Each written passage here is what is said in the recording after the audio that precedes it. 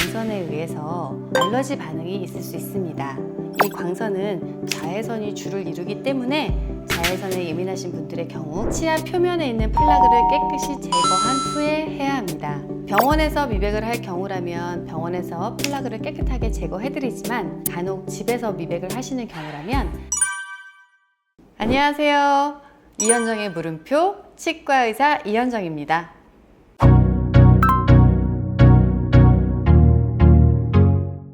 치아 미백을 하는 동안에는 색소가 들어있는 음식은 살짝 피해주시는 게 좋습니다. 반드시 색소 있는 음식이 치아를 다시 노랗게 하는 건 아닌데요. 그래도 미백을 하는 동안에는 혹시 모를 만약을 위해서 색소가 들어있는 음식은 피하시는 게 좋습니다. 미백이 끝난 후에도 미백약은 치아에 남아서 계속 미백 작용을 하게 됩니다. 24시간에서 48시간 정도 더 작용을 하기 때문에 이 시간 동안 치아에 강한 자극이 가지 않도록 해주시는 게 좋습니다. 미백한 후에 간혹 시린 증상이 나타날 수 있는데요. 이런 경우 보통 하루나 이틀 정도 지나면 그 증상이 없어지게 됩니다. 증상이 좀 심하다고 느껴지시는 경우라면 진통제를 복용하셔도 좋고요. 가장 좋은 것은 미지근한 물을 머금고 계시는 게 좋습니다.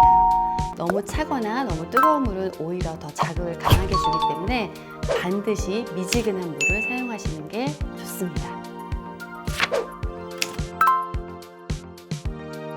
간혹 미백할 때 사용하는 광선에 의해서 알러지 반응이 있을 수 있습니다. 이 광선은 자외선이 주를 이루기 때문에 자외선에 예민하신 분들의 경우 그런 현상이 나타날 수 있습니다. 그런 경우라면 약을 복용하시는 게 좋습니다. 치아 미백을 하고 나서 치아의 얼룩이 더 눈에 잘 보이는 경우가 있습니다. 이는 미백으로 인해서 생긴 것이 아니라 치아 자체가 원래 가지고 있던 얼룩이 더 눈에 띄게 나타나는 것입니다. 미백이 다 끝난 후에 그 얼룩은 다시 예전처럼 없어지게 되는 것이니까 너무 걱정하지 않으셔도 됩니다.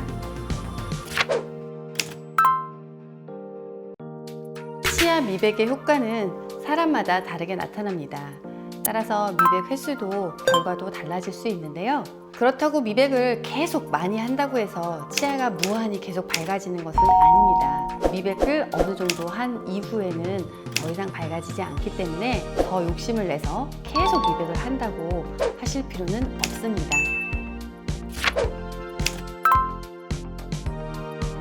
치아 미백을 할 때는 치아 표면에 있는 플라그를 깨끗이 제거한 후에 해야 합니다. 병원에서 미백을 할 경우라면 병원에서 플라그를 깨끗하게 제거해드리지만 간혹 집에서 미백을 하시는 경우라면 깨끗하게 양치를 한 후에 미백을 하는 게 좋습니다.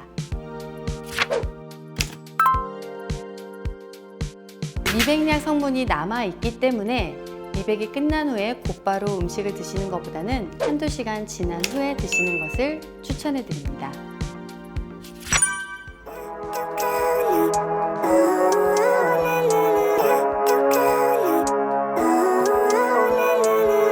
Living life, every day, late at night, not okay. All I want, and I pray, all I need are some better days. Fuck me, I'm looking in the mirror, so foggy, but I've never seen